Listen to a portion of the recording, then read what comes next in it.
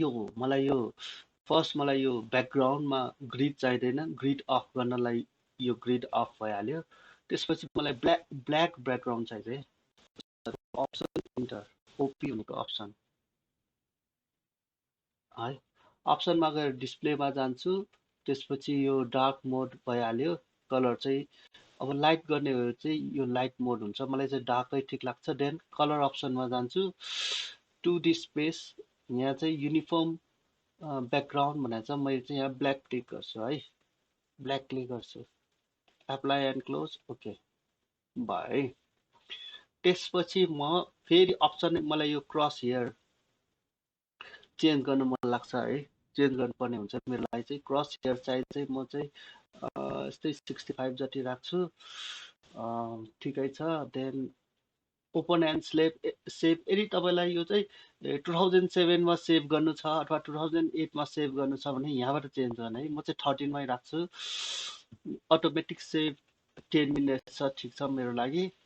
Draft and plot ठिकै छ। System right click customisation कसैलाई चाहिन्छ भने यहाँबाट राइट क्लिक कस्टमाइजेसन गर्ने है। युजर प्रिफरेन्स यहाँबाट राइट क्लिक कस्टमाइजेसन गर्ने। ड्राफ्टिङमा जान्छु, यो अलि बढाउँछु, यो पनि अलिकति बढाउँछु, म अलि बढाउँछु। देन 3D मोडलिङ चाहेन, सेलेक्सनमा चाहिँ यिनीहरू चाहिँ अलिअलि म बढाउँछु साइजहरू है। यति हो। यति गरेपछि हाम्रो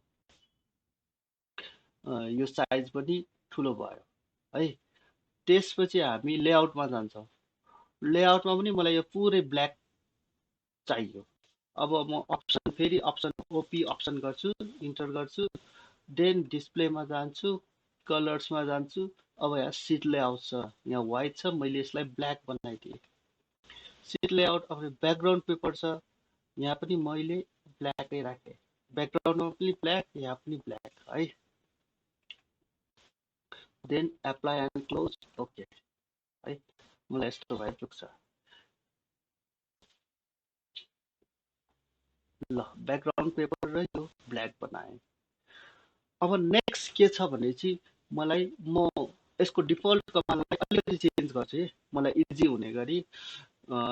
जब मैले ड्राफ्टिङ गर्न सुरु गर्छु, यो दुवै हात युज नगरिकन जस्ट लेफ्ट ह्यान्ड मात्र युज गरेर ड्राफ्टिङ गर्छु।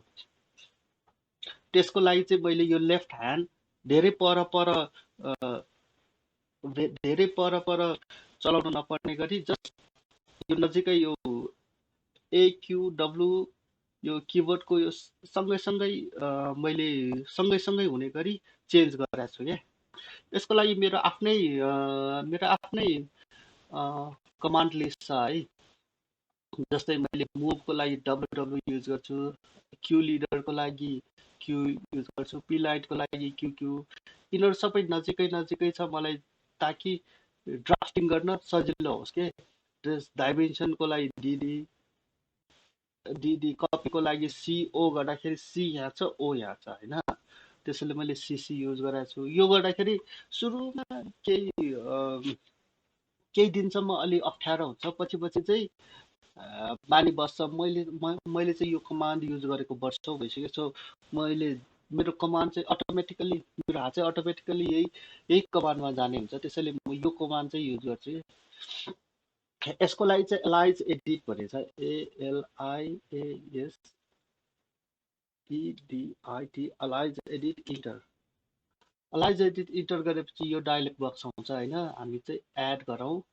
फर्स्ट चाहिँ पी लाइन, यहाँ फर्स्ट कमान्ड चुज गरौँ, PLIN, पी लाइन भयो होइन। यहाँ पी लाइन भनेको QQ, okay. Then add Q leader, Q leader भनेको एरो की है, क्यू लिडर भनेको क्यू, ओके। देन एड फेरि गर्छु, हामी चाहिँ कपी, COPY, कपी, CC, फेरि एड गर्छु,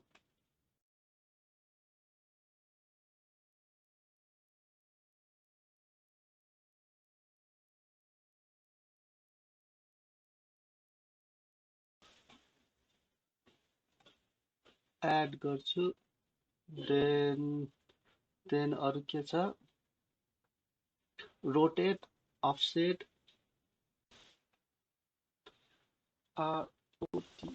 रोटेट को चाहिँ आर ओके यो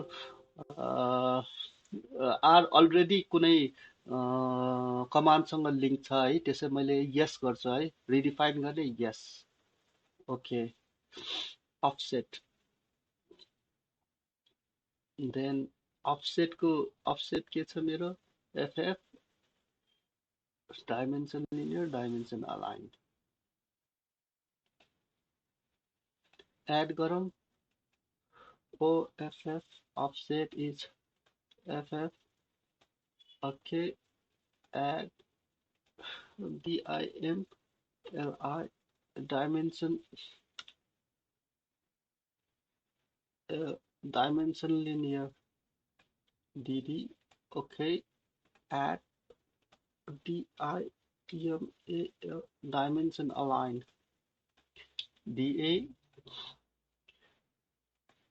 add त्यसपछि dimension align dimension X line XLIN line है यो X XX okay then यति नै हो है अरु पछि बिस्तारै थप्दै जाउँला मेरो अरु पनि कमान्ड छ एउटा त मैले अहिले बिर्सेको हुन सक्छ है काम गर्ने बेला आफै हात जान्छ के ओके त्यसपछि हामी यति गरिसकेपछि ओके गर्छौँ है अनि यहाँ already it is yes overwrite है करेन्टली ओके भइसक्यो अब म ट्राई गरिहाल्छु है मेरो पी लाइन भनेको के इन्टर है पी लाइन आयो अब म रोटेटको भनेको आरआर इन्टर